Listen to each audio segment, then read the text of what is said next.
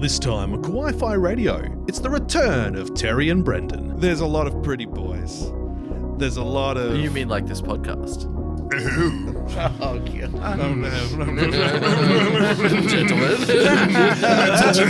God. No. Terry shares his rom-com trauma. No, it's not alcohol, no. And 3, are you okay? No. And we rip into the world of the Beyblade anime. The protagonist's name is Robin. And is Robin his team of victories? Ava launch! Tetsuo! Kaneda! Oni-chan? It's over 9,000! Nani? Configure the language logic interface for Japanese. Kawaii-Fi. Kawaii-Fi. Kawaii-Fi. Kawaii-Fi Radio!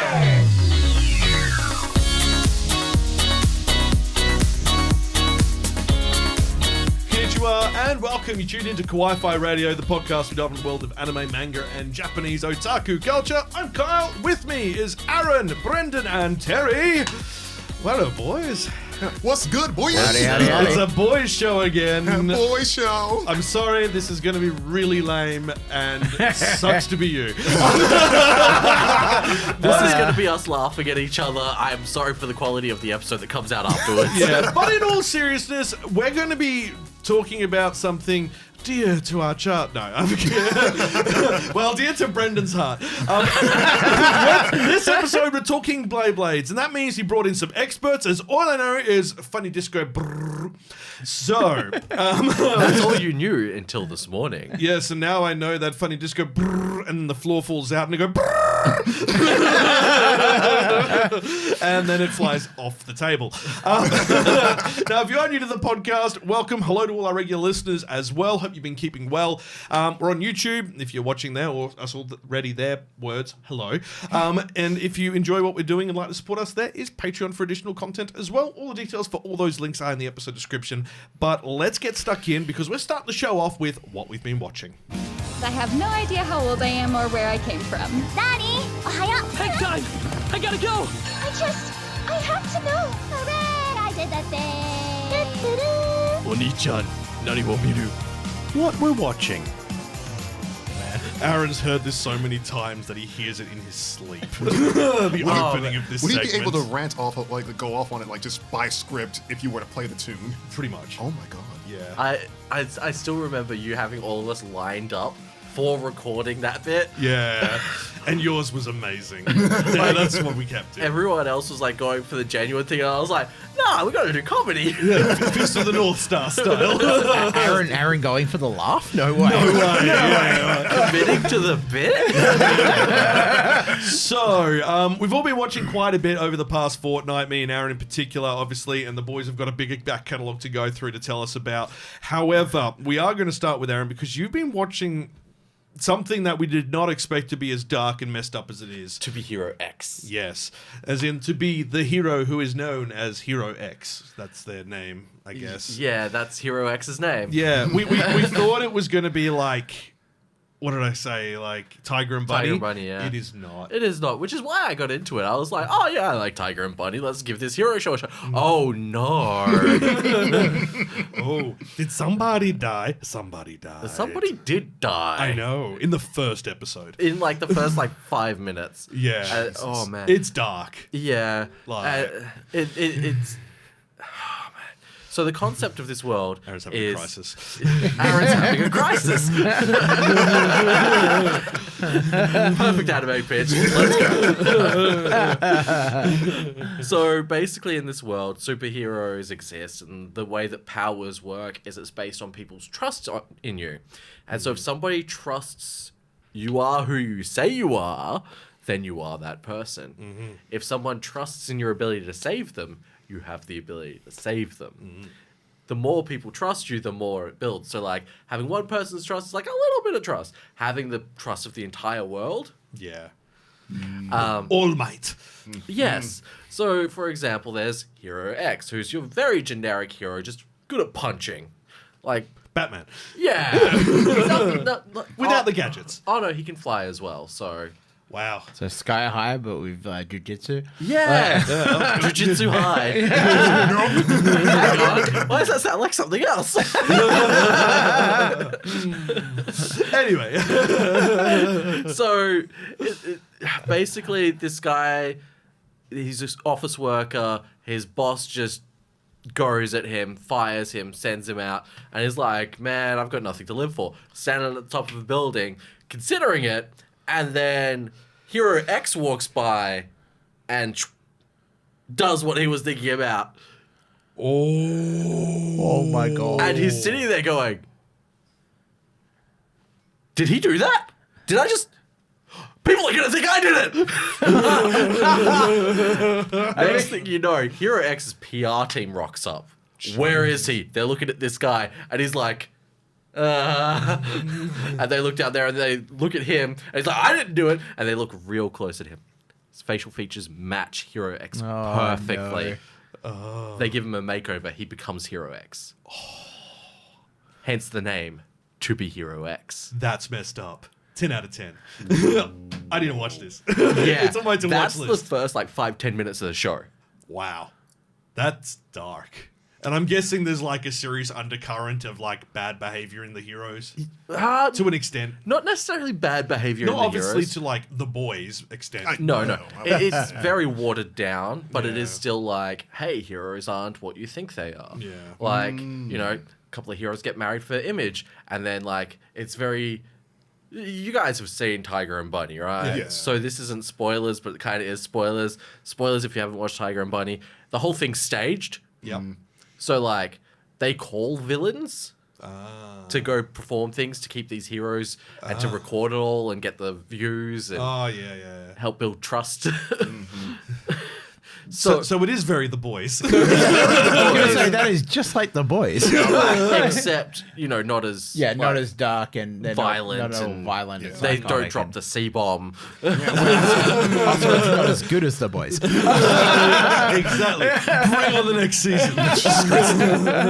But it's still very much I wouldn't watch this with your kids. Yeah, Yeah, definitely no. an M15. Yeah. Yeah. But Okay. interesting if you like the gritty side of heroes that we're getting, sort of like Invincible and stuff. Oh, man, Invincible. Actually, tangent time. Tangent time!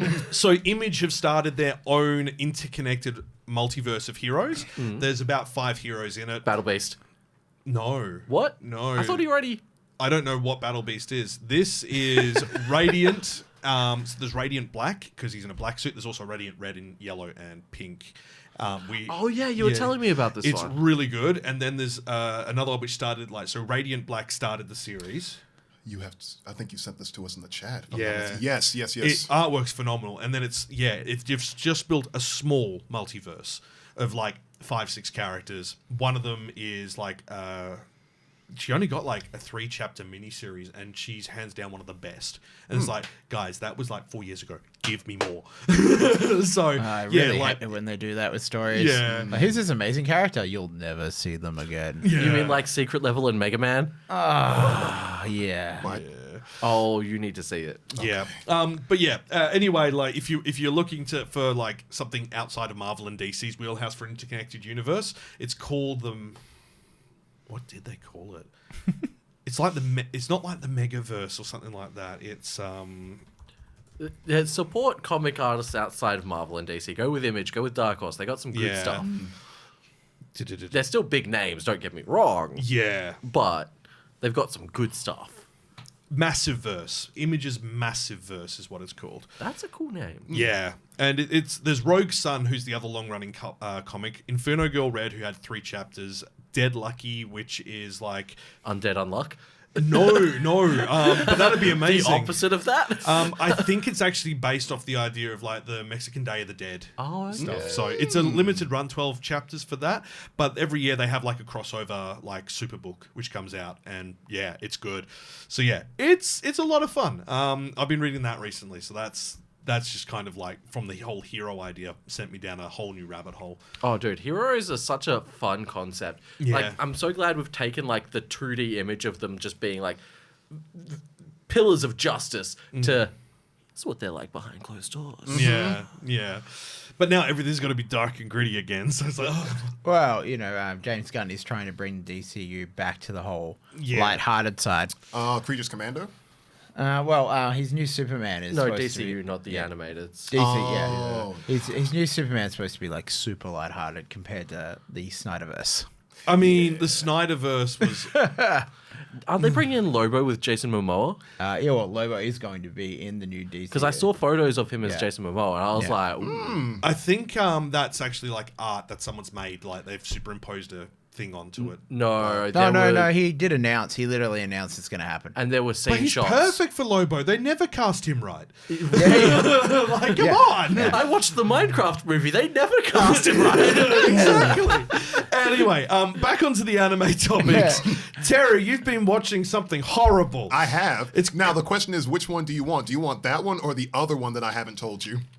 What's the other one you haven't told me? Is that the one we discussed earlier, which I got access to the other night, or Not that one. not that one? Because we can't talk about PG, that. PG. Yeah, I know. We'll talk about it later in the Patreon.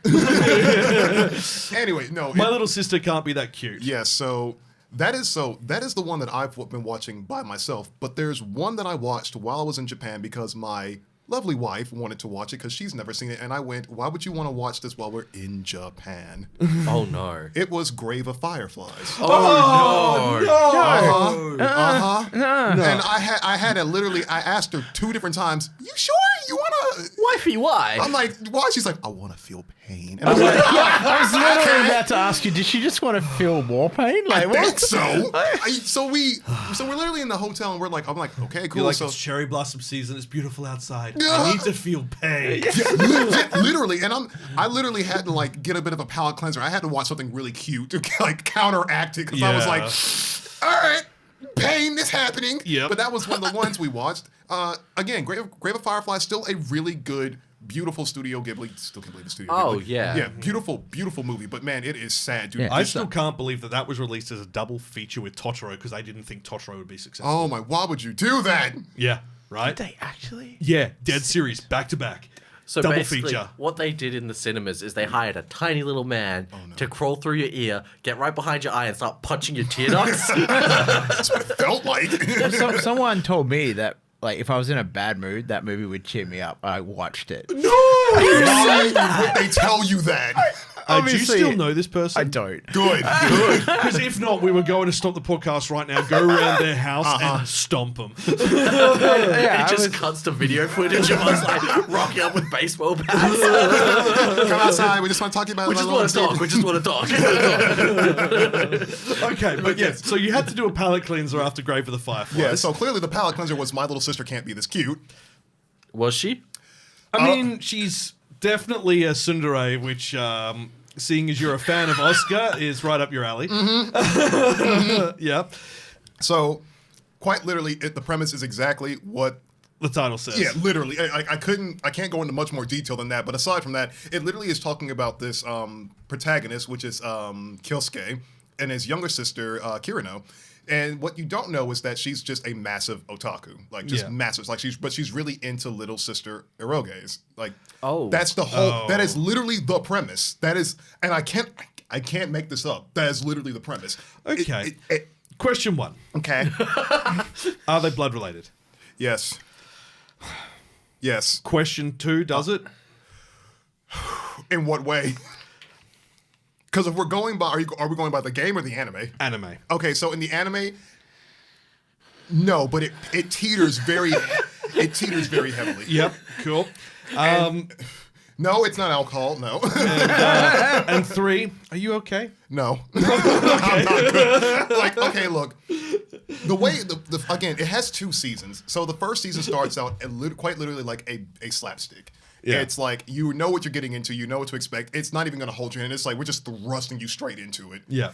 And I'm like, well, at least they're being honest about it. But in season 2, it takes like a literal 180 where it starts getting more emotional about him choosing his little sister over all the other antagonist girls, because you get like I think it's like 3 routes that the game originally had that you can choose from, which is like one is meant to be like her new best friend that's also an otaku, another one's meant to be like a childhood friend that he grew up with, and another one's meant to be this new love interest that's a model best friend of his little sister.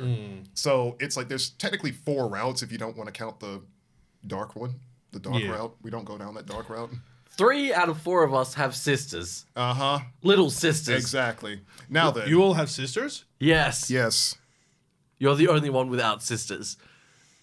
I'm still disappointed to this day. These 2 only have 1. Yeah, you were surrounded by sisters. Yeah. Yeah. I'm sorry. Okay. But it's a like in terms of overall like quality for like the animation's it has its moments. Like it does have like when it comes to the slapstick, they do it really well. When it comes to the story, I'm like, the anime just kind of went down a route just to kind of just say, all right, look, this is what we're choosing, because you can go through multiple routes with it, but. Characters, some are memorable, some I would like to not remember, so I take my sorrows away. Yeah, that's fair. That's fair. And then, obviously, overall quality. If I had to give it a rating, I'd give it like a 6 out of 10. But that's mostly because the music kind of makes up for it with the openings and the endings. And I think it changes songs every ending. Oh wow. Yeah, so they do different songs at each ending. So that was another thing. But So aside from that, I wouldn't. I mean, would I recommend it? No, not really. No. Unless you want to just go down like the route of like what people were having a big hype about in that time frame, like early 2010s or something like that. It probably would have rocked around. So originally this was a light novel first, ran from 2008 to 2021, but in 2011 they started adapting games. Yep. So yeah, it's been around. It has, and unfortunately, if like the original, I think the original name starts off with like Oreimo. Yeah. Oreimo. Ore no imoto ga kona ni kawaii wake ga nai. So, my little sister can't be this cute. So like everyone in the anime community has probably watched this, and would I recommend it? Like I said, not really. But if you want to just know what it was about and what the hype was around it, go for it. But it's not something I would personally recommend. It's more something just to get the check in the box. Yeah, that's fair enough. All right, well, Brendan, let's go somewhere a bit safer. Please throw the Communique. Yeah. Sakamoto Days. Sakamoto Days. Now, this was one of our picks from last season. We loved it. But what has been your experience? Did you watch it dubbed? I watched dubbed simply because I'm dyslexic and subs don't work for me very well. No, that's fine. So you got to enjoy the dulcet tones of Matthew Mercer. I got to experience Matthew Mercer and probably from the interviews I've seen him do, he loved the hell out of this. He had so much fun doing this. Check it out. And some of the other voice actors also seem to really get into it. And I feel it sells. You can hear as they're going, they're all really bonding, really getting into it. The characters are amazing. Yeah, they really are. It just keeps building. There hasn't been a moment where you've had an episode where you're like, oh, that was kind of all right. What's next? It's just every episode give me more, give me more. Yeah, it's so good. Yeah, there's second season in the works. Yep. Can't wait for that. But I'm impressed. So Matthew Mercer was Sakamoto himself. Sakamoto. Yeah. I might need to check that out. Big name on a big name. Yeah. Sakamoto Tezuka. Well, you watch the behind the scenes recordings, and he's got cup noodles as well. And he's got the apron. Yeah, one of the interviews, he's like, being a voice actor, I'm very experienced at eating cheap ramen noodles. I mean, that checks. Terry, is it true? Yes. It becomes your best friend. Is it because you can't afford anything? Well, wedding was expensive. The equipment is expensive. Oh, you pay a lot, and my mom's mad at me. My mom stopped calling me. but yeah, if you haven't seen it yet, it's on Netflix. It's really easy to get a hold of. There have been a lot of people complaining that the art style of the manga doesn't translate well to the series, saying that it's not as good. And of course, it's not going to be as good because they have to adapt motion to it. Yes. Yeah. The manga style is designed to be literally a picture snapshot of a moment. You haven't lived until you see a giant overweight assassin. Suddenly his face, his fat lily, moves out of the way of a bullet. It's the most glorious thing I've ever seen. The rest of him's already moved, but his chin's just oh. Can I just say, it's just reminding me of High School of the Dead and the bullet shot. Yes, Oh my God, that's exactly yes. what I was thinking. Have you guys actually seen that post where someone did the actual math? They did the math. Yeah. They're like, that can't work. Like, yeah, And this is what it'd sound like if it did, and it's just the high-pitched ringing. Yeah. Oh, it's nuts. Yeah, jiggle physics being used for something else other than boobs. Yeah. Well, To make Sakamoto the most beautiful, luscious man you've ever seen. I mean, he He is. is a But very like, luscious there's man. the common comparison that it's John Wick with Spy Family, Well, yeah. which it is. Yeah, In a convenience store. In a convenience in a store. convenience store. So it's also Clerks. My God. Why would you say? Now I can't unsee it. Sorry. Thanks. And he's like, and now I know I need to go watch the whole viewer skew reversed. Jesus. I've been watching the Gorilla Gods Go To Girl. It's new this season. It is a comedy. It is not an isekai. It is not. It is a power fantasy, but it's more like a. It's a Fujoshi power fantasy. It's probably the easiest way to say it. So, like, there's a lot of pretty boys. There's a lot of. You mean like this podcast? Ooh. Oh, God. Gentlemen. No. That's okay. I didn't need my confidence today anyway. My mom says I'm pretty. Pretty ugly. Oh, God. Bringing the troll Anyway, back. so the whole story focuses on a girl who they all have magical training in this world, a lot of them, and you know there's elements of magic. There are gods who impart power and gifts on people once they turn 16. So they all go up and they all get a card which blesses them, and she draws the gorilla card, and she's like, I wanted like the peacock to, you know, be fashion-y or something like that, and, you know, to go in those industries. And everyone who's ever gotten the gorilla card has ended up in the Knights. And she's like, that's way above like my social standing. I can't do that.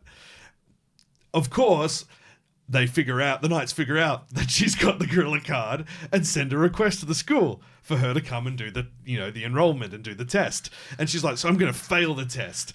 Nah. She tries to fail the test, but she's so like powerful and has no control over her new abilities. No, they know. So of course she then gets enrolled in the Knights. And it's just comedy moment after comedy moment. And the best thing is the gorilla god always shows up over her shoulder in the background when she's thinking about it. So like, you know, she sees a guy who's really cute. And the gorilla god's like, I like. And you're just like, whoa, okay. Or like, you know, I've got the ridiculous grip step of a gorilla, and you know, the gorilla's in the background going, you do. And he's just like flexing and like, yes. And yeah, basically the whole thing is that the gorilla god is, as it turns out, like one of the top tier blessings. Wow. But it only shows up every 50 or so years, sort of thing. Like, and there's a couple of others that have interesting blessings that'll show up. Some people keep their blessing close to their heart and they don't tell anyone because then people can figure out how to like attack Counter them them. and counter them. And there are others who is basically, there's a guy who's basically he got the blessing of the Labrador and he is a human Labrador. Yeah, it's amazing. That's awesome. So yeah, and he is just like, hi friends. It's just like everyone's like, is that Why are you Brendan? all looking at me? Gosh, I wonder why. Yeah, it's great. We weren't sure what to expect, but it's actually a really solid fantasy comedy. Highly recommend this season. So yeah, I think I have to watch it after hearing you talk. Yeah, Yeah, I I'm I'm not gonna definitely lie, see it. that does sound pretty good. yeah, I'm down. we were thinking it was going to be just like a generic power fantasy, but it's not. So that's good. I thought it was going to be like Fruit of Evolution. Yeah. That was our Yeah. initial thought as well. But like, Emma's like, no, next episode, not watching anything else tonight, only watching this. Ran out. Why have we got no more? Because it hasn't aired yet. Go to Japan and change it. Okay. Yes, ma'am. That was me with the first 2 episodes Sakamoto Days Yeah, dropped on right. Netflix. I was like, oh, they only gave me 2 episodes. That's fine. I can wait. Hey, more of them Sakamoto Day episodes. There's a lot of good shows to watch this season. There's also a lot of isekais. We did mention during the preview of the season that we're kind of not going to dive into any of them until the season kind of whittles out because there's just so many that we don't know. Is To Be Hero X an isekai? No. I mean, he dies and then he comes But like he back. doesn't go to a different world. It doesn't go to a different world though. Like Isekai is otherworld, like to be spirited away. If I you mean, will. he goes to the hero world. No. I mean, in spirit, yes. Social standing. You are reaching really hard. I mean, is there romance in the story? Yes. Well, then it's Josai. There you go. Oh, okay. It's not even shonen anymore. Yay! Yeah, Gorilla God's go-to girl is technically Josai. It's very kind of akin, like the target audience is definitely female, but it's so good. Like the storytelling, it doesn't matter. I think this is like if you enjoy fantasy and situational comedy, you'll like this. Doesn't matter your gender or your background. Anyway, if you've been watching something interesting or reading something interesting you've really enjoyed, drop in the comments. We'd love to know. There's a lot this season. We've got so many more to talk about in the coming episodes. So many mangas to talk about. Like, hot damn, we've read a lot lately. But it is time to get stuck into our main topic of this episode, and it's Beyblades. Kawaii-Fi Radio. And now for our feature presentation. Now featuring. Aaron's just grooving to the funk. Yeah, it's like, nice, chill, slow bass. Yeah. So I couldn't really put this as back catalogue. I couldn't put it as a retro classic. I couldn't really put it as a manga. So we're going to use our now featuring sting because, like, we're featuring Beyblades. It's probably the easiest way to explain it. Now, I am but a young man who doth not know the way of the bay. However, young grasshopper. we have brought in subject matter expert Brendan. So, Sensei Obelix-san, enlighten us. What on earth is a Beyblade? A Beyblade is essentially a spinning top Yep. that they fire into an arena against another spinning top, and they battle. Nice. That's That's the basis of it. Is it cute girls with swords? Is that why it's called Beyblades? No, but I now like I the way want to you see think. it's definitely not called Bidet Blades. So there you go. Oh yeah. Just install bidets in all my toilets. Do it. It's amazing. Yes. So Beyblades kind of started in 1999 with the manga, which was Bakuten Shoot Beyblade. 62 chapters, ran for about 5 years, was released monthly, which checks out.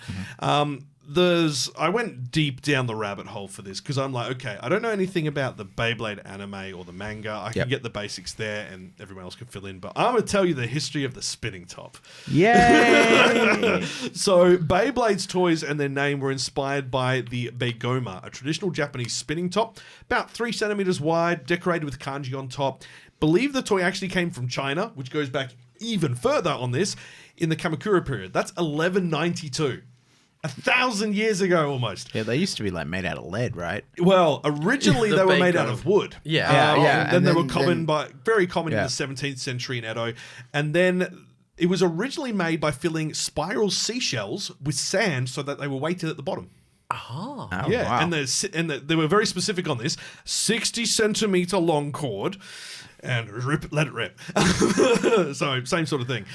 They sealed it with wax to stop the sand coming out. Fair. And in the 90s, the toys were made from lead, and then they later used cast iron and other metals. And they lost popularity after the World Wars because they had much more manufactured toys come in. So, like, things with more moving parts. Yeah.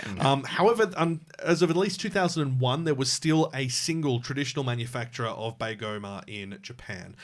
Don't know if they're still around, can't find the name of them, Probably not. but 2001 is after Beyblade started, so I'm wondering if they saw a resurgence following it. Because apparently you can still buy them, whether they're imported from China as like a non-locally manufactured one, I don't know. But as with many historic spinning top games, the aim is to knock the opponent's top out of the playing area or see whose top would spin the longest. And in the case of Beigoma, they used a 60-centimeter long cord to launch their tops onto the playing surface, typically a canvas fabric sheet partially stretched over a bucket, so that it would have a dip in the middle akin to a large bowl. In the Edo period, it was used for gambling. People would actually shim parts of their thing off to give it different shapes, and just like we do with modern Beyblades, we're swapping the parts to make them different weights and shapes and speeds and stuff like that. So yeah, it's all got this historical context. But this was not the first attempt of a toy company to make a Beyblade. In fact, in 1968, there was the battling top concept. A spinning top developed in 1968, the traditional spinning top game. That was in America. It ran from 1968 till 1980, and the company went bankrupt. It was actually a board game type thing. You'd buy the whole set, and there were, I think, either 7 or 8 spinning tops, and each had a name and a color, and it had the arena, and you spun them in there and battled. They then renamed it Space Tops when Star Wars came out because of the hype. And then we're constantly trying to associate themselves with brand deals. Quite a smart thing at the time, but it didn't last. 1980, stopped production. I think it was not Hasbro. Mattel was handling that. Oh, okay. Yeah. That makes sense. But then you've got the traditional spinning top games in Malaysia, which is Gasing Pangka, which is like really thick, big ones. Like, you know that Mega Beyblade video I've sent? Yeah. Like that. Yeah. But not a chainsaw wheel. And there's Pambaram, which is from India and Bangladesh. But Japan had one before, a toy line before called Spin Fighters. That was created by Bandai, and that ran from 1993-97. Again, had lots of collaborations, Power Rangers in particular. But all of these failed. Do you want to know why Beyblades succeeded? Marketing. Merchandising. Anime. Manga. The toy line was introduced alongside the manga series of the same name in 1999, and in 2002, Hasbro sold Beyblade toys internationally under license from Tomy Takara, when they were just Takara, but they coordinated the release country by country to have localized versions of the TV show. So every country they released the toys in, the TV show was airing. That's brilliant. And there those wose toys 5 were everywhere. Yeah. They were the most sought after Christmas toy in 2003 in the UK. They won the top selling battling toys in the US in 2011. So still going strong 10 years on. Toy of the year in Britain in 2002. All of this because they just partnered it with a TV show. Brilliant. Brainwashing. Simple. Yeah. It was the period of Pokemon. Japan was cool. And it worked. I mean, we saw it. We've seen this before. Like Zoids did the same thing. Zoids did the same thing. Power Rangers. Power Rangers. Yeah. So it's very much a product of that era. And it was so popular that Mattel tried to bring back Spin Fighters in 2002 and it lasted 6 months. So, yeah, they could not compete with the juggernaut that was Beyblades at that time. Yeah, fair. Okay, so we've got the original Beyblade series in 2001 was the anime. Yeah. You guys have seen that? I've seen I watched all 3 seasons back in the day. Oh, yeah. I recently finished watching the first season again. Oh, yeah. It's very similar. So basically, you got your 4 different generations, but the first one was Beyblade. Yep. And that had a couple of seasons. Each season had a different name tacked onto it. So there was Beyblade, and then there was V-Force, and so on. Similar so forth. principle to Yu-Gi-Oh, where they have like a branding style. Same with like associated Burst. There was Burst, and then there's this and the Turbo and Ultra and and Power Rangers. I'm seeing the Power Rangers. Space. Turbo. Power Rangers Extreme. The main difference to the original Beyblades to the ones that we're seeing now in the anime especially is the original was it's a toy, but also I have this spirit that now inhabits my bay, and it comes out and it fights with me, and it's my partner, and I'm going to use it for good or I'm going to use it for bad. Similar to Pokemon. Yeah. Whereas the power of the cards. Whereas now, like the new anime, we're competitive. It's a sport. If you see a bit beast, it's a projector, like putting on a show because it's a competition. Like people are watching this. It's arena based. And I'm gonna lose every single match that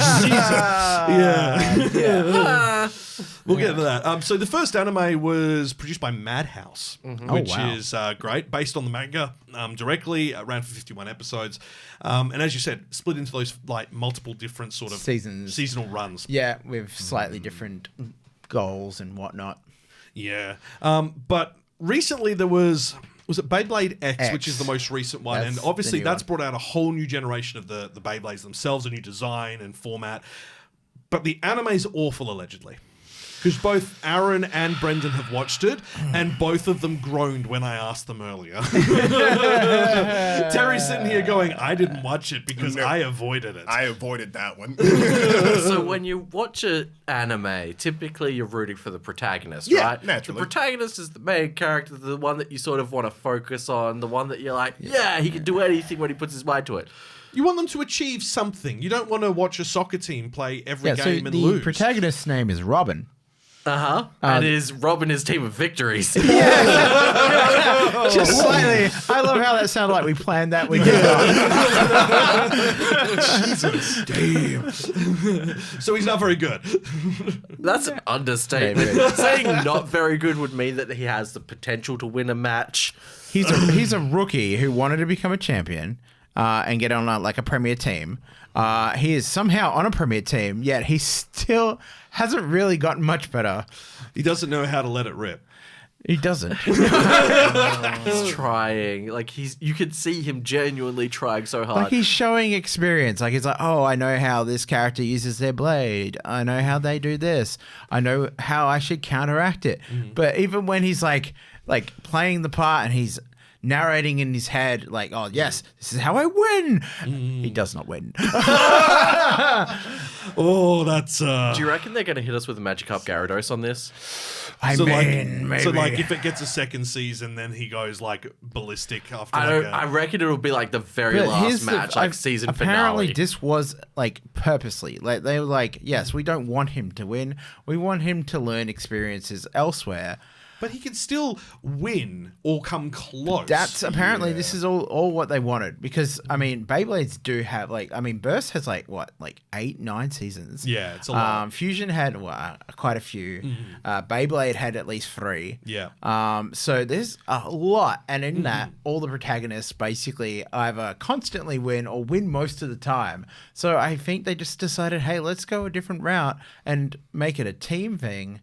But also make it that he doesn't have to win because his team supports him and he learns to play, to be part of them and play off them and and he does go through a lot of self-doubt and So I there's need some good to, lessons in there, but it's I need to roll back my statement about it being 50 episodes. I was wrong. It's 150. yeah. It's how For many? 150 for season 1 because, for the original version Beyblade. 1.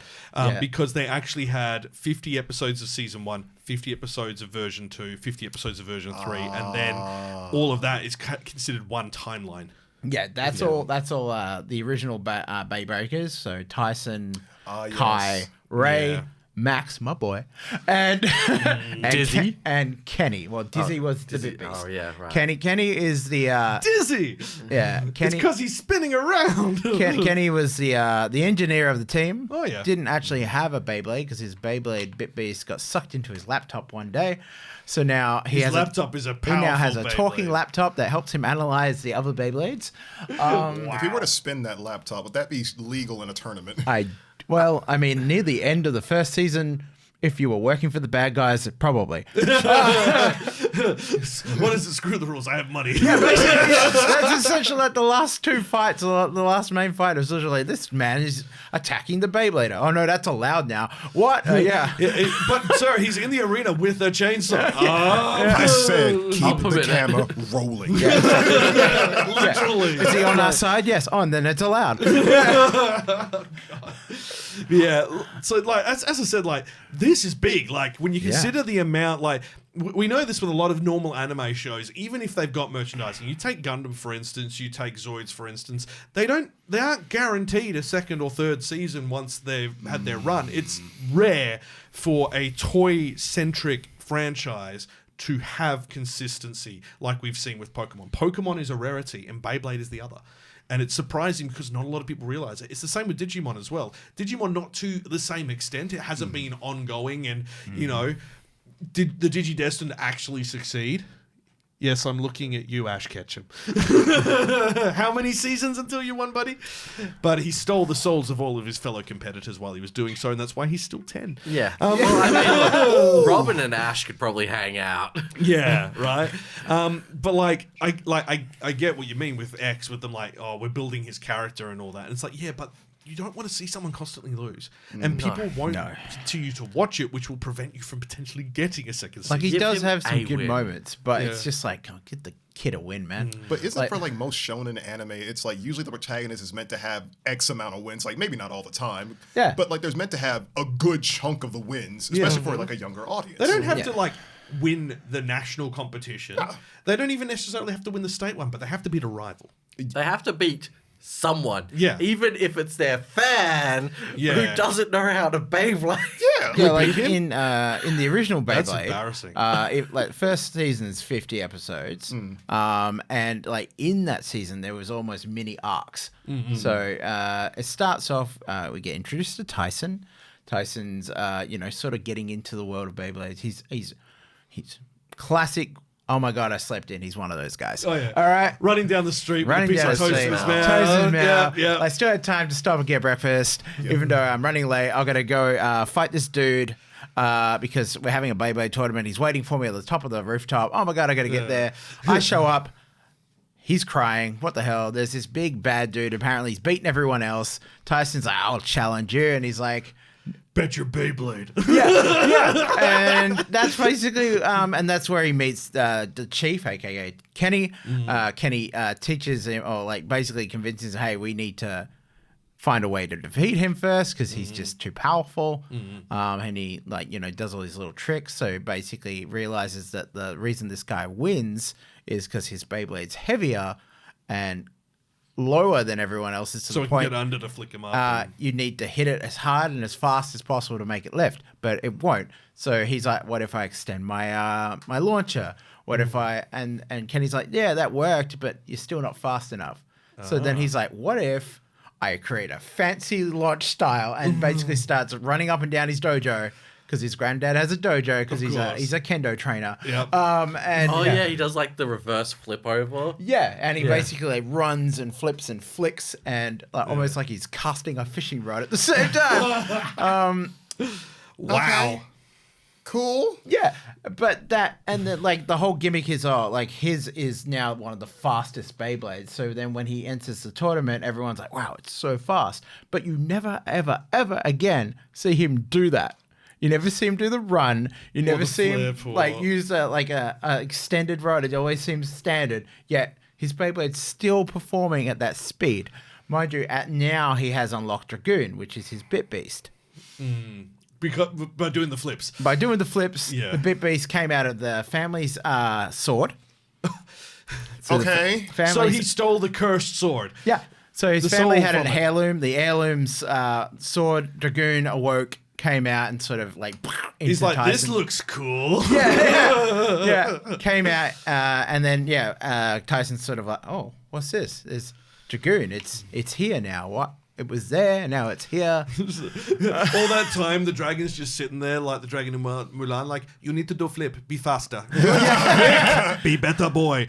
Now I can enter the blade. So I think it was at least the fourth or fifth episode where we meet Kai, because at the time he was the guy we was talking about, the one who's killing, smashing everyone's Beyblades and stealing their stuff. He's killing people. Yeah, Oh my killing God. their Beyblades, or taking their Beyblades, because he was working for a gang which works for Kai, and they were working for Kai's grandfather, and his grandfather wanted all the Beyblades. Wow, it's criminals all the way up. Yeah. That checks So out. yeah, he wanted all the Beyblades because he Why wanted. didn't he just wanted. like take over the factory? Though? He wanted, he wanted the Bit Beasts. That's not how he was after. He was after Bit Beasts because they were these mythical, powerful creatures that people still didn't understand. You could harness their power. You could harness their power. Unlimited power. You think there'd be anyone at like the stakeholder meeting being like, "Hey, boss, yeah, our stocks are going down in the business because you keep trying to energize the company with Bit Beast." I don't think that's sustainable. I'm just more thinking like at the Beyblade manufacturing companies, like, guys, we've seen a lot of Yakuza in the stores lately. Has Steve been doing something special with the Beyblades? And Steve's in like, an old cave and it's a shrine. He's blessing every one of them before he packages them. It's like, what's going on? Like there's references to like, like even in other ones, like I think it was Fusion where they referenced like Noah or was it Moses Moses parting the Red Sea with a Beyblade. I'm sorry. I remember What? seeing that. Yeah. Wait, no, I thought that was just a No. Moses parted the Red Sea with a Beyblade. Wow, we need to make sure to put a little bit of a disclaimer. This is not a biblically accurate Beyblade. But it should. It should be.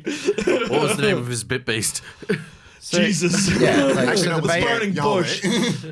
Yeah, so Tyson eventually goes to the local tournament after meeting Max. Yeah. They become friends. He realizes Max is actually pretty good at this.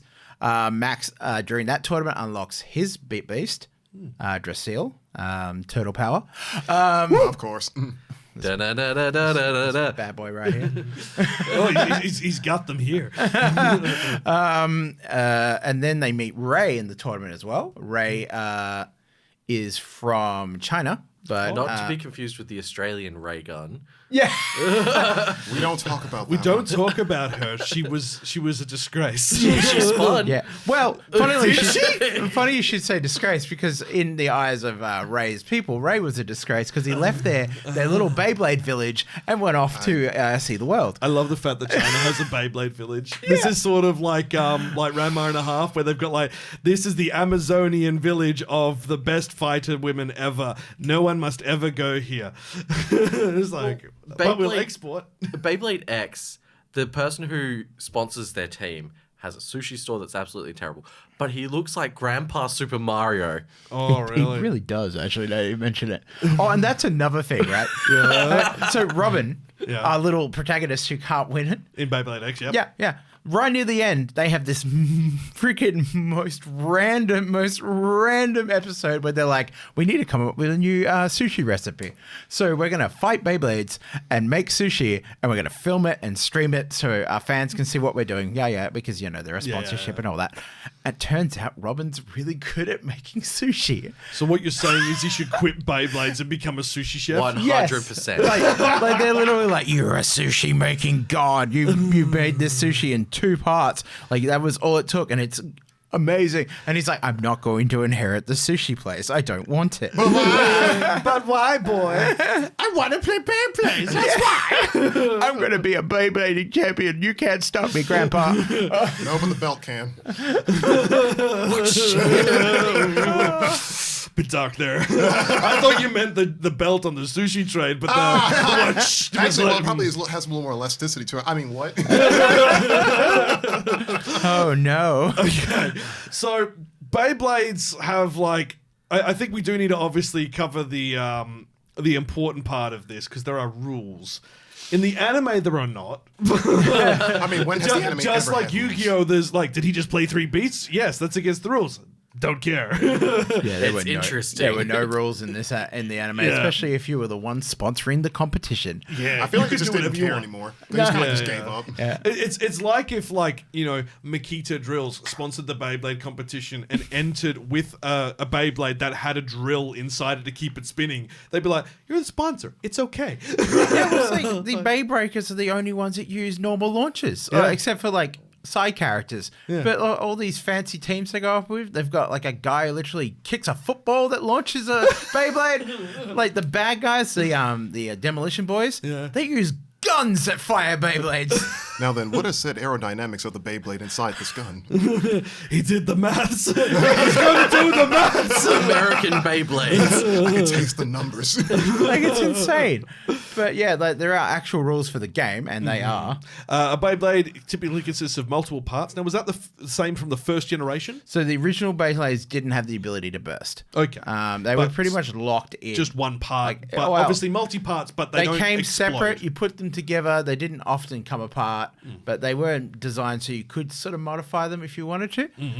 People eventually found ways to do it, and came up with concepts. Combine and parts to create your own combination. Like when I think Fusion and Burst was still very competitive, there was a particular combination that was so broken and so powerful that it got taken out of competitions. You weren't allowed to use it. You weren't allowed to use it. Wow. But it would cost you close to $250 to $400 to make. That's Wasn't Beyblade, it buddy. No, Pegasus? it wasn't Pegasus. Pegasus is this generation. It was a combination of 2 attack bits that were folded over and locked in together, along with a normal core and a bit, but it would just make this extremely balanced, extremely powerful Beyblade to the point that like people couldn't beat it. Oh. But it was still legal until they made it illegal. Yeah. So the parts from each iteration of Beyblade are meant to be incompatible with other iterations. So Yes. Burst is not compatible with X, and Look at the size fusions. difference. Yeah. So is the one on the right is an X? So this is X. This is CX, which is the latest version of the X. So for peoples at home who are listening, we're looking at about a 5 centimeter Beyblade versus probably closer to a 7 centimeter Beyblade. Yeah, there is there's a massive serious difference. size difference too. The X's are definitely a lot smaller than a lot of the old ones. Mind you, the original ones weren't great, like big either. So Yeah, because like the some first weight to it. generation was like based on those original spinning tops. It was small, it was compact, it was cheap. and So- they were like they that's had not like a very proper heft, cheap yeah. sort of metal coating on the weight bit. Because the weight part it used to be the middle part was like the weight, and now that's your ratchet, as they refer to it now. Oh, okay. So the original ones didn't really split apart. Then you had Fusion where you could swap parts between them. Yep. Then you had Burst, which the whole point of them is that there's a ring inside which you can actually hit at a certain angle, which causes the Beyblade to explode into all its parts. Yep. Which is an insta kill and 3 points or something like that. The new gimmick is the accelerator. So With an X. yeah. Of course, right. of course. So the bit, Which is the very bottom bit that it which spins is on. the little tip, has these little gears on the sides of it. The stadium has the Matching grooves. same matching grooves on the inside rim. Yeah. And depending on your type of Beyblade, if it's an attack type, it's designed to sort of swing out when it's on the surface. It'll lock with the rail and do what was it called? Extreme finish. Extreme finish. So this is where- basically where it spins, it goes around the bumper around the edge of the stadium, Yeah. which spins it into the middle at a high speed. Yeah, so it locks onto the rail. The rail is sort of like a U shape, so it has like a little ramp at the end. So as it locks onto the rail, it spins around, and depending on the type of Beyblade you're fighting, like if it be a defense type or stamina, they tend to hide in the middle. This launches you straight into them, which a lot of the other Beyblades, a lot of the time, especially like because they're used to just, it's a hollow dish, it would just be the, let's dance around each other and kiss, slightly kiss. Let's dance and slightly kiss. Can I get like a full song of that? Yeah, That was On beautiful. Patreon. That was literally like what it was like watching Beyblades fight a lot of the time. Yeah. Like there were some big clashes at the beginning, and then it was, let's dance, my friend. But now it's just blood. Blood for the blood god, blood for the blood god, blood for the blood god. Now, Aaron's got a stadium which actually has a center bit which depresses in the middle. It's a small circle, and it's going up and down and up and down, and that's got also another ring of teeth on the inside. Which brings in another gimmick, which is definitely something that they did in the anime. The anime was full of especially the original one, like they would very rarely fight in a standard Beyblade. Yeah. It was like, oh, we're in the Chinese tournament. This Bay Stadium is the Great Wall of China. Yep, that's But actually. how? It's a replica. But No, it's the real Great Wall. Oh, no. Do you know how standing on big opposite Beyblades ends. are? These are life-size Beyblades. They are the size of a house. Christ. The launcher requires a mecha to pull it. Gundam with Beyblades. Beyblades. That would be pretty amazing. I'd actually watch that. That's a crossover we need. I sort of feel like that'd be like a Super Sentai thing. Oh, absolutely. Yeah, Absolutely. 100%. Like instead of having bit beasts, it's your bit mech. Yeah. Or it's like it's let it rip time. Like it's morphin time. Beyblade, Pegasus. Let's rip it. Drasil. Just like all of them doing like the Sentai poses inside the middle, and it's the window, and the world is spinning, and they're all getting sick. Anyway, so I kind of went well off this. So the battle is normally 2 or more participants throw their Beyblades or bays, and I'm not okay with that, into the Bay Stadium, and players release them using a handheld launcher. A player wins if their Beyblade spins for a longer period of time, or if the opponent's Beyblade exits the stadium.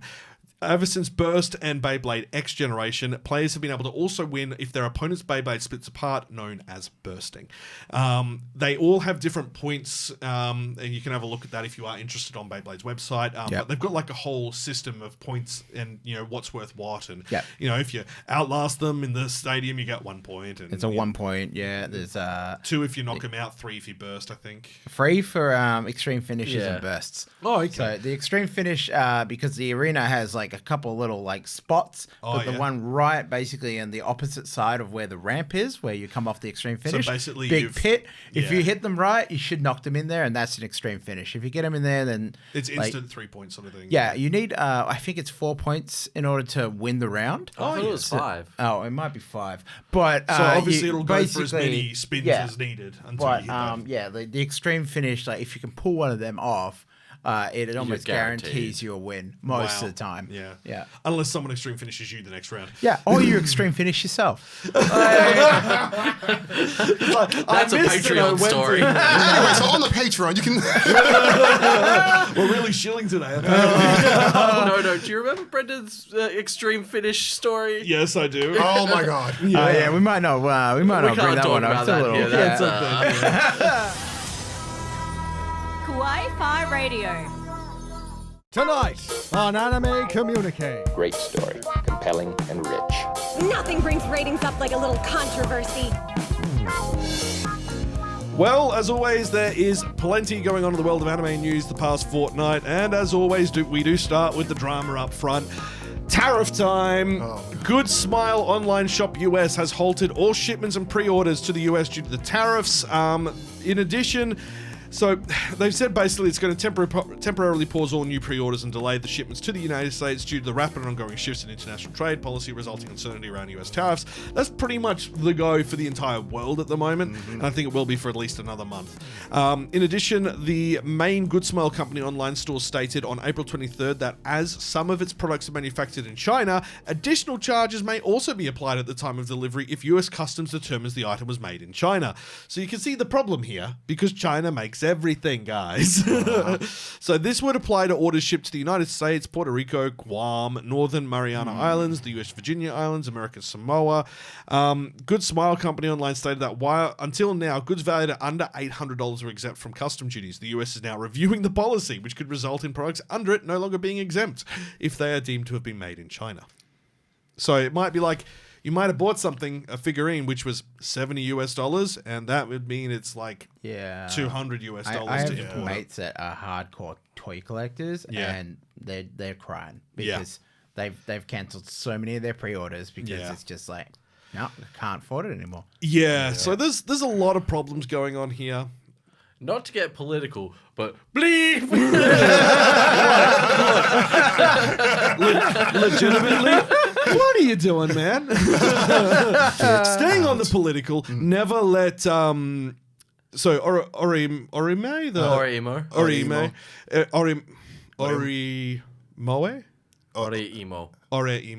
As in Imoto? Imoto. Okay. Oreimo, which we were talking about earlier, that my little sister can't be that cute. Never let Musk and Grimes forget that they had those two characters as their profile pictures for a while. I forgot that! Oh no! And they wonder why they're cringe. They're always cringe. All right, let's move on to more bad news. Has anyone watched the anime series Kakegurui, which is the betting anime? Oh no. Oh no. Netflix have announced a live action adaptation of it called Bet. Stop. You forgot to add the best part. Oh, I haven't even got there yet. The live action is American, not Japanese. Yep.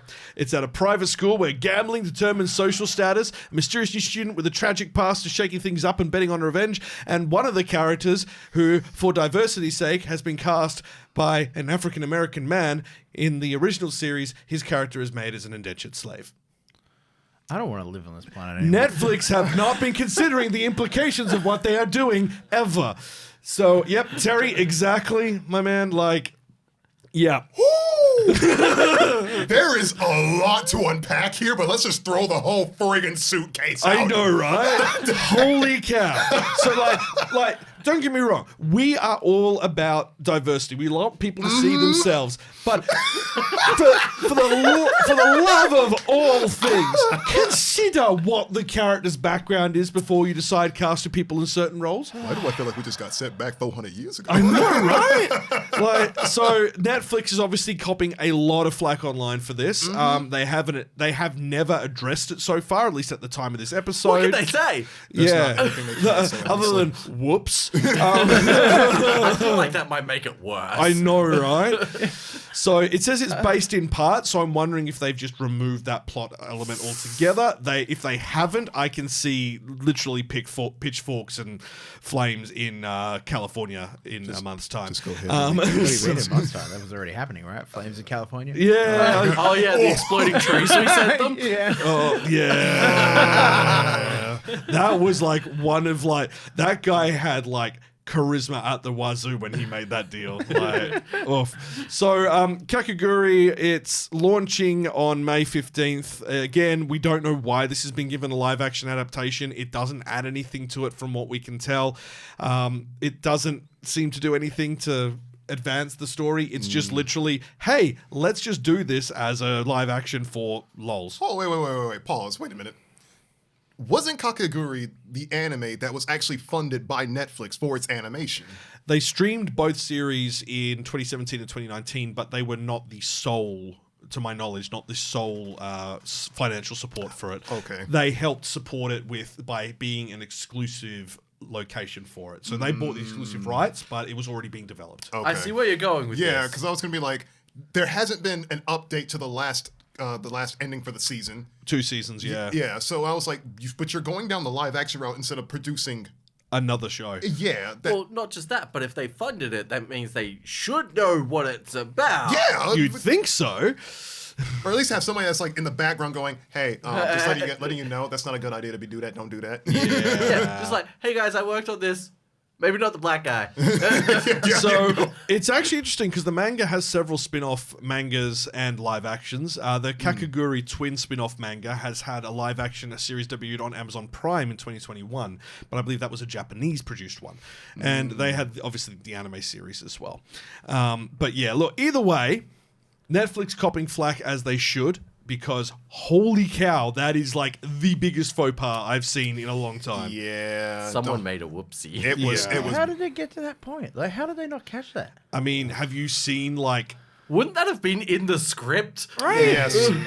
Wouldn't he have read it and gone, yes. I don't feel comfortable with this. Yeah.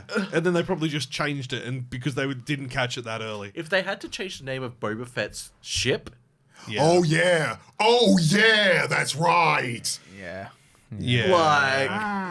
Clearly. I actually don't know what Boba Fett's ship is called, so we will have to talk about that later. Yeah. I think it references a certain... Yeah. Okay, cool. But yeah, look... not good, Netflix. Get it together. So that is kind of the end of controversies, but we'll see what you think. But they were big. They were big. Oh, yeah. They were big. And I mean, Netflix was getting baked online. They were getting just torn asunder. So, we've got this year's Tezuka Osamu Cultural Prize Manga Awards have just come out. They've announced the winners. So their grand prize has gone to My Life at 24 Frames Per Second. It is a autobiography of the acclaimed anime director and animator Rintaro, who directed Galaxy Express 999, Metropolis, and also worked with Tezuka on Astro Boy, Kimber the White Lion, and Phoenix. Oh, wow. So, he's been around for a while. So this was a manga that is just basically an autobiography of his work, which is... amazing. I thought it was going to be a gamer who struggled and had a low spec PC and was oh dear. I mean, that's kind of funny. I kind of want that. The new creator prize has gone to a new series called The When the Chameleon Flowers Bloom. Shigaraki is prone to tantrums and his unpredictable behavior causes him to be an outsider in class, and one day... Look at me when he said that. No. Well, I was just... My Hero Academia. Yeah. I was like, I thought we all were sharing the same brain cell for a second because I heard Shigaraki. We just went...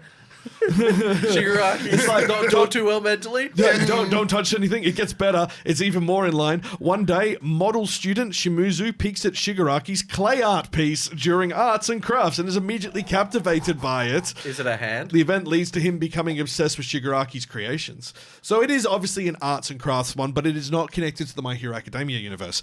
Well, I mean, it's kind of the opposite of what that Shigaraki does. Creating as opposed to... Yeah. And there was also a short work prize for The Kinks is the name. It's an anthology series of family-centered stories about everyday life events. Not those type of events. It was funded through the... Oh, we're all broken. It's so crazy itself. It's like, yeah. It's, you know, like the kinks that happen during family life. Not in the bedroom, but in the lowest living of room. hanging fruits. I know, right? Oreimo. No! I'm not recommending that to anyone, damn it. Oh my god. Wow. So, obviously there's been a lot of big ones that have won these stories over the years. 9 titles were nominated, and they're generally done through the bookstores based on depending on who's doing well. But these are the 3 that have kind of become the front runners for this year's. There'll be another couple of anime awards, I believe, not anime, manga awards in July, which should be the Bookwalker one, which is I think it's Bookwalker, which then goes to all of the actual the bookstores and gets their sale figures and goes who's buying what for each demographic, what is the most popular in each demographic, and then they go from there to give out awards. So that'll be pretty good as well. So we'll be finding out more and more manga that is actually having like a good impact and that, you know, is worth checking out even if it's short form. Also in awards, Look Back, the anime film, has won Japan's Movie Critics Award. Turn back this way, Alan. Has won the Japan Movie Critics Award, and I believe... no, but I think there's also like a Godzilla thing in here as well, because Godzilla wins everything. Why did your Go eyes Godzilla. light like that? It won the best animation of the year, and there's a film. good movie. There's a film called Let's Go Karaoke. It's a live action thing, and I'm just there going, is it just like, did they just put the camera in the karaoke booth on a Friday night and that was it? Like, Do we get funding for that? No, but But like, if people go to see it in cinemas, then like the sales go up and we get money for just... Unfortunately, that's not how this works, but yep. We've just reported on it. It's not like, you know, ABC gets money every time they report on something. No, but that I mean, would like, be Western. we could do a live-action karaoke film and sell it to somebody and be like, I don't know if that's a good idea. I don't think I'm strong enough for that one right now. Okay. Jeez. let's do an escape room. I love escape rooms. I literally did one this morning. It was so much fun. Brendan's like, no, I got locked in. There was a box on the floor and I got locked Escape in rooms are problem solving, and my problem solving is, can I break through that? How fragile is thing? I have barbarian energy. Barbarians don't do well in escape rooms. This is true. So let's go on to news. Gundam Ace magazine has confirmed that the Gundam 8 alternative series manga is launching. That is a terrible headline, so let me clarify. So the June issue of Katakawa's Gundam Ace magazine has revealed that Mobile Suit Gundam 8, which is an upcoming manga, is launching in the magazine as a new alternative series in the franchise, akin to how you've got like the main core series and then you've got all the little spin-offs which aren't Gundam Light, don't have as much of the heavy Gundam concepts in them. So like Witch from Mercury is considered off the main timeline, and some of the other ones are like considered they don't use the core Gundam, they use other gimmicks. So this will be a non-core timeline, if I understand it right. So that's apparently going to start launching in July with the idea that it will eventually head to a series as a concept. So that could be interesting. We've also got, and I didn't know about this manga, but now I kind of want to read it. It's called Ado, so it's capital A-D-O.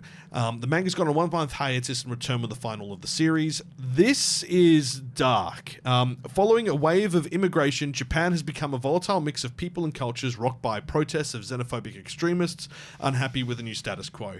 A brash, job-hopping young woman named Riko is driving driving her scooter through one such protest. Riko manages to shove a young boy out of the way who's about to get hit by a truck, and she finds herself looking after the boy. The boy looks to be like sort of alien-ish. He's in the picture, his left hand can turn into plant-like tendrils and stop a bullet that went for him in mid-flight. So what is this boy? Who is he, and why is the army after him? I mean, Like, the first part just kind of sounded like the one where Japan went super isolationist, that film from quite a few years ago, which was full CG. And the second half sounded like Arjun. So I was like, you know what, this sounds kind of cool. I'm going to have to go check it out. I wouldn't mind giving it a read. It's been running since 2019. I believe it is a monthly manga, so that means we probably got about 60 to 50 chapters available. So it'd probably be good for a good binge. I'm going to have a look on that. Oh, yeah, Monthly Young Magazine, it says. There you go. But yeah, so that's on hiatus for 1 month until it then goes into its final. Also, Kowloon Generic Romance Manga, which is an amazing anime this season. You should definitely watch it. It's not actually about the romance. It is about the generic. No, it's not. It's not. No, it's amazing. It's a sort of urban sci-fi. So Kowloon's been demolished as it was in real history, but a second Kowloon is now there. And everyone's like, what? And there's people living in it, and things are not as they seem. So welcome to Kowloon Wall City, a dystopian townscape where the people are bringing nostalgia and where the past, present, and future converge. Amid the hidden emotions and extraordinary daily lives of the men and women working in these confines, a tale of romance begins to unfold for real estate agent Reiko Kujiwara, one that feels as familiar as Kowloon itself. It's because it's not the first time things have happened to you, girl. It's deep and dark. Zombieland Saga, the anime film, has got an October 24 premiere. It's called Zombieland Saga Dream Galactic Paradise. Yeah, I don't know what that means. Okay. So, yeah. All we know is that it's got something to do with space, but yeah, potentially there is another series in the works as well. Science Saru's Ghost in the Shell has revealed its first teaser trailer, and it is beautiful. Oh my god. If you aren't aware of who's involved in this, so Bandai Namco Filmworks revealed the trailer. Science Saru, who we love here, an incredible studio, they're in charge of this one. It's going to debut in 2026, and the scripting and everything is incredible. So Moko-chan is... professional name, by the way. A storyboarder, key animator for Dan to Dan, the Heike story Tatami Time Machine's Blues. He's making his directorial debut. And To Enjo, who did the Empire of Corpses novels and Space Dandy, along with Godzilla Singular Point script, he's writing and overseeing the series script. So there's a lot of good people. Also, character design is being done by Shui Handa. They did Little Witch Academia TV. Scott Pilgrim Takes Off, and the Spriggan series that was recently done. So the people who are involved in this... whew, some really powerful hitters. And it's not CG, it's hand-drawn. It is old school hand-drawn, like, Damn. Oh yeah, we're eating good. Yeah. You should see the art for it. Yeah, I'll show you after Genuinely. the episode. Like, that's the preview image. Ooh. And, like, that looks like nothing like some of the stuff we've had for the CG. Oh, man, it's that's like... just beautiful. That looks nothing like Scarlett Johansson. Oh, you're killing me. How dare! No, in this house. So many people hated on that film, and I actually thought it was really quite honest and accurate to the original content. Like, I was quite surprised. Everyone's like, nah, it's rubbish. I'm like, but it followed it. It didn't add anything useful to it. Her outfit in person because they had it at the Weta Workshop that we went to. Oh, yeah. We went there twice together. Yeah. Yeah. And yeah, like it's good. Oh, the whole thing is made out of silicone, which like to make a costume out of silicone, like that's got to be warm. Oh, yeah, but like the artistry involved in doing that, it's insane. Yeah. Because like you're making clothes out of a liquid. Yeah. Oh, yeah. Like, liquid rubber. Yeah. So you've got to sculpt off the artist's body, the actress's body, and then you've got to like make a mold perfectly enough to like, you know, the seams won't be disgusting and all that kind of, and they've got to have it in ways that when she moves it doesn't crumple, it doesn't fold, doesn't rub uncomfortably. Yeah, like it looks good as well as wears well. Yeah. So yeah, like, you know, they did a good job in the costuming for that. Yeah, definitely. and I mean they even had the what was it, the geisha bot heads and stuff. Like, yeah, it was pretty cool. Okay. So well, I'm heading back to NZ next year. So yeah, that was the go to Weta. Yeah, I think that's Weta Workshop Unleashed, which is the one in Auckland, which is a little bit more fun because you can take as many photos you want. You can see things because they essentially just did this whole we made 3 films. We're going to show you how we made these 3 films. Because we didn't release these 3 films, everything's out in the open. You can do what you want with it, see it, feel it, become part of it. Should we shout out the Supreme Overlord? Supreme Leader, sorry. Supreme Leader. Yeah, that was our tour guide, the Supreme Leader. I don't think she watches this show. But if you do, thank you. We will tag Weta Workshop in this. And they'll be like, who are these dudes? Oh, dear. Right, back to new anime coming out. JoJo's Bizarre Adventure Part 7's been announced. The anime is in the works. So that was announced at the JoJo Day fan event, which happens every year, apparently. Get into it. Season 1? Was it too bizarre? So I finished season 1, and then I don't know. I just never got into the rest of it. I've watched so much of season 1, and I still haven't finished it. But you know what I'm like with anime. I just don't finish anime. That's the Brendan thing. It's a slow build. It's a very slow build. No, it's just Brendan just doesn't finish it. Brendan clearly is like me. He also has ADD. Yes, don't finish things. Did 80% of it. Just good. JoJo Part 1 sets it up. Yep. It's not necessarily something that's supposed to draw you in. It sets it up. Part 2, very disappointing. You could probably skip that, to be honest. It's just a character's backstory, essentially. Part 3 is where the action happens. But that Part 3 is season 2. No. This is with Jotaro. So that's part 3 is Jotaro. Because Jotaro Coast. So season. Oh yeah. So season 1 has season 1 was part 1 and part part 2. Okay. Yeah, that's right. Yeah. So do you mean season 3 or part 3? Part 3. Part 3. Okay, so season 2. Season 2 is where. So what they're saying is you can just skip what haven't watched and go straight to part 2. Honestly, yes. Technically, honestly, the way I kind of look at it is if you can go 2 routes. You can either go straight into where you meet Jotaro, or you can go into Josuke. Yeah. Do you know who Dio is? The original? Yes. Yeah, it's the same one. That's all you need to know. Pretty much. You need to know who he is and how much of a terrible person he is. And then you're good. Oh, okay. That is the entire JoJo story. Dio is a horrible person, and we hate him, and he keeps coming back to ruin our lives because we hate him, and he's a horrible person. But the musical artist Dio is great. Yeah. Shout out to Dio the band. This is dedicated to Dio, like AMV Hell 3. We also have another violent novel manga series listed with TV anime. It's called Roll Over and Die. I don't know anything about it, but it's a manga in English about a girl in a hero's party who is sold into slavery. Wow. What is going on with today's theme? First off, I'm so sorry. I'm so sorry. Brendan. So, Flum Apricot was never meant to be a hero, despite stats that were zeros across the board and a power she can't use. She somehow finds herself in a party of heroes, but her life hits rock bottom when the party's renowned sage, Jean Intigier, I think that's how you say it, decides that the useless girl is dead weight. I mean, you did just call her useless. And arranges to have her sold into slavery, tossed to monsters to be feasted upon for her master's entertainment. She makes the desperate choice to reach for a cursed weapon, and something new awakens within her, a grim, dark tale about one woman's blood-soaked quest to reclaim her life. This sounds dope. This sounds like the lady version of Redo of Healer. But better. Yeah, I'd like to read. So this is a manga. It's a manga and a light novel. And there's an anime coming. Gonna have to look. Yeah. Like, look, we feel bad about slavery here, just to be clear. Yeah, absolutely. I think it's pretty common across the board. Don't do that. We are anti-slave. However, fantasy slave story, maybe okay. So, there's a lot of good animations out there, I think. But however, Rise of a Shield Hero. We just got season 4 coming. It tanked after season 1. Yeah. It's still going? Yeah, the manga's still going. So, like, season 2's I like... almost finished season 1. Yeah.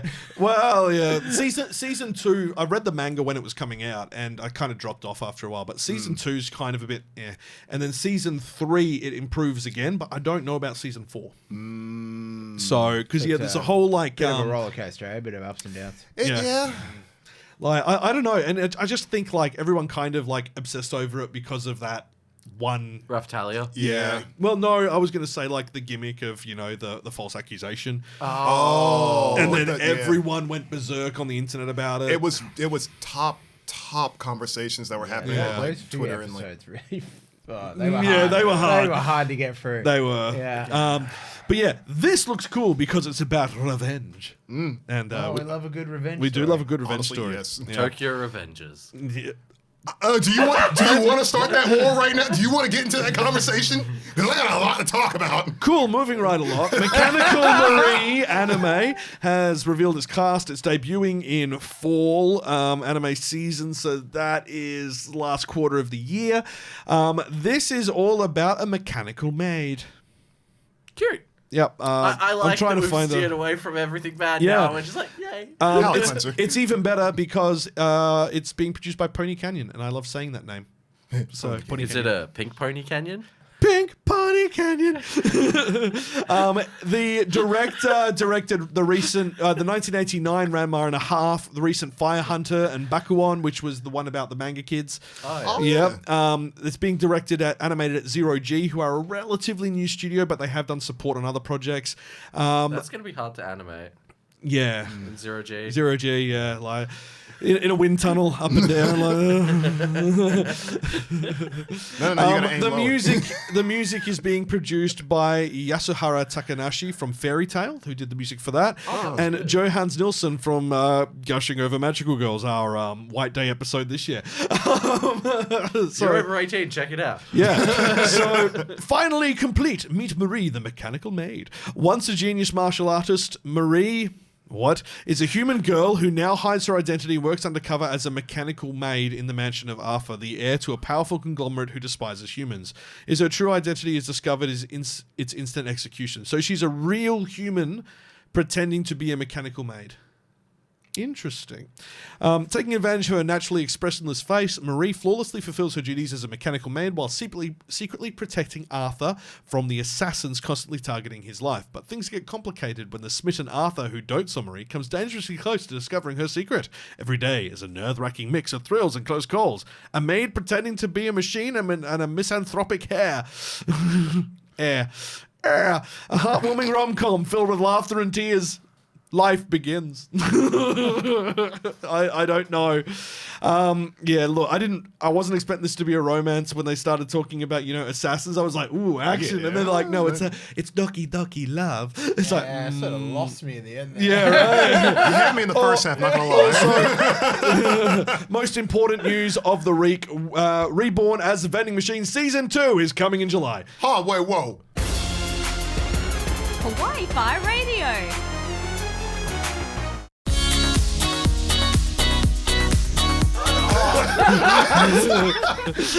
I'm sorry, Terry, but that was such a perfect note to end on. Why is there a second season?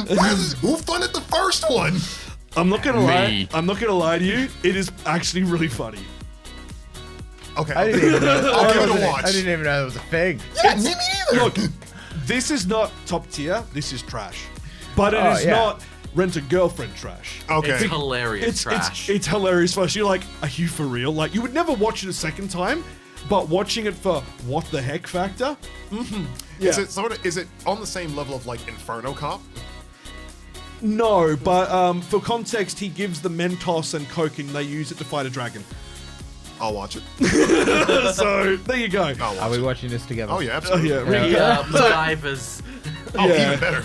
And then he manages to unlock different abilities so he can turn into different forms. So he can turn into like a vending machine which has like the microwave on the side, or a vending machine which, basically as he does things and gets more money and people buy things, he unlocks more abilities in different forms. So I think he turns into like a vacuum cleaner at some point. Like, it's like, what? He's basically the most convenient merchant of all, and he purposely refuses to sell stuff during the same time as one of the businesses because they're friends, and he gives them stuff for cheap. So yeah, it's really cool. It's kind of cute, but there's also a weird like thing where he likes the girl who's carrying him around called Lamus, but it's like, I would also like a girl who carried me around. I mean, look, fair. Oh, and I forgot to mention incoming dubs: Kowloon Generic Romance, Gorilla God's Go-To Girl, A Heron-san Season 2, 5-4 Season 3, Anne Shirley, which is literally just Anne of Green Gables. Oh, yes. Blue Box is now on Netflix with its dub, which is a basketball badminton romance. It's kids who are all in high school in different sports clubs and the romance circle. Yeah. Yakuza Fiance is now dubbed, which if you haven't seen that, like your partner, she would love this. I know what to do. Yeah. And From Bureaucrat to Villainous, Dad's Been Reincarnated is also getting dubbed, and that's on High Dive. Highly recommend it. Old businessman, reincarnated as the villainess, and he's like, oh, Wait a minute, sound pretty. he's got an elegance cheat, so like he elegantly says things. Anyway, wow, I've gone way over there. So that's where we're going to leave things for this episode. Thank you so much for listening and watching. Next time we've got something. We don't know what it is, but we've got something, and we'll have it for you in 2 weeks. So it's a surprise. Now, if you have enjoyed what you've heard, we'd love for you to hit that subscribe button. Join us for future episodes. This episode, the subscribe button has a Beyblade hidden behind it. I have stolen it from Brendan's collection. That's why you don't have 50 anymore. That's where it went. I will not ship it to you. You have to come and collect it. And no, I'm not telling you the address. Just knock on random doors till you find us. Yeah. It's only all of Perth. There's only 3 million people. If you're listening on YouTube, hit the like button too. Let us know your thoughts on the legacy of Beyblade, and if you ever had a Beyblade, we'd like to know, because what was your favorite? After this, we're doing a mini video where we're going to Beyblade. Punishment We're games. going to You mean we're going to let it rip? I was going to say we're going to Bay. So this has been a bit of a different episode. We don't normally do like toy-centric, but you can't talk Beyblade's legacy without talking toy-centric. No, you can't. Like, the anime is part of the story, but the toys are even more a part of the story. And it was really good to have both of you join us as well, Terry. Thank you and very much Brendan. for having me again. Yeah, it's been nothing but fun. It's always been fun coming on. If you want to find Terry on YouTube, he is the dry guy. And I'm getting it right this time. If you want to find Brendan, he's the AussieObelix. Or AussieObelix cosplay on Instagram. Yeah, because I called him Asterix and he is not short. He's taller than me. But yeah, look, go and connect with them. They've got plenty of good stuff. Terry's got lots of fun voice acting stuff. Brendan's got tons of amazing stuff to do with his cosplay production and some of the stuff he's made. It's worth a good look. And me and Aaron are just, We're here. Get used to it. If you know, it's 140 episodes now of the main show. Yeah, I know, right? I've been around for like 100 of them. You have. Yeah. And then I think there's about 10 of the extras that we've done, maybe a bit more, but we're in year 6, so things are chugging along. We're going to hit that big 150 this year, I think. Impressive. So, yeah. Oh, yeah, easily. Yeah. And when we hit there, we'll go, oh no, we need to lose weight. I can't be 150 kilos. That's so much. Don't worry, I'm already there. Can you translate that to the imperialist system? Pardon? Can you translate that to the imperialist system? It's about 1 US tank. Oh, gotcha. Freedom measurements. 3 elephants in a bath. It's like, man, that's not really all that free anymore. No, it's not. So how many freedom birds? How many eagles is it? Yeah. Look, we do need to also tell you and let you know about Hoshicon. We did mention it last time. It is coming back for 2025. It's going to be at the Cannington Showgrounds and Exhibition Pavilion in November. Go to hoshievents.com.au to find out all the details. It's going to be big. We'll be there as well doing our favorites. Hoshi really know how to throw a convention together. Like, as a con goer, like I've been to a lot of them. One of my best. One of my favorites. And it's not toxic either, which is great. Yeah. Like it's a good time for the community. Everyone gets together, they have fun, and it's all about celebrating the community, and that's why we've been involved with them for so long. So I used to be on the committee. I'm now just a a weeb. You're just One a guest, of a us. friendly face. One One friendly of guest. us. One of One us. of us. But we'll be doing the quiz again on both days, hopefully. We've got to lock everything in, but that's the plan, at least in discussions at the moment. And we're discussing more fun plans for the anime quiz. Yes. To make it extra entertaining. Because Tifa might be over for it. So you might have 3 of us on stage being chaotic with And I additional... believe they're planning to possibly cosplay, so maybe send some cosplay ideas for it. Oh, yeah. Post your most traumatic cosplay ideas in the comments. Didn't even just rip the bandage off already. Well, for context, he had Rengoku with the hand through his chest as a cosplay for a while. So, like, you know, stuff like that. Stuff that makes you go, oh, I wasn't ready to deal with that. Yeah. As always, big thank you to our Patreon members. If you would like to support the channel, get access to extra content, including outtakes. And this time there's a mid-episode break where we talk trash about Beyblades again. And Brendan's incidents. It's okay, I'm still all there. Yeah, he's still alive and still strong. He's all right. You can get those links in the description. Memberships start from $1 a month. You can get access to all the audio backlog, and higher tiers get you access to more content, including video. And stickers, we do have a sticker pack, so that's a thing. Stickers. Also, socials. We're on them. Yeah, that's kind of it. Interact with us. We're funny, we promise. No, interact with us. I promise we won't post back. No, I'm kidding. But that is obviously where we're going to wrap up. So you've been listening to Kawaii-Fi Radio. Thank you for joining us. And until next time, watch some anime! Watch some anime! God, it's like I was the Internet Explorer just in that moment.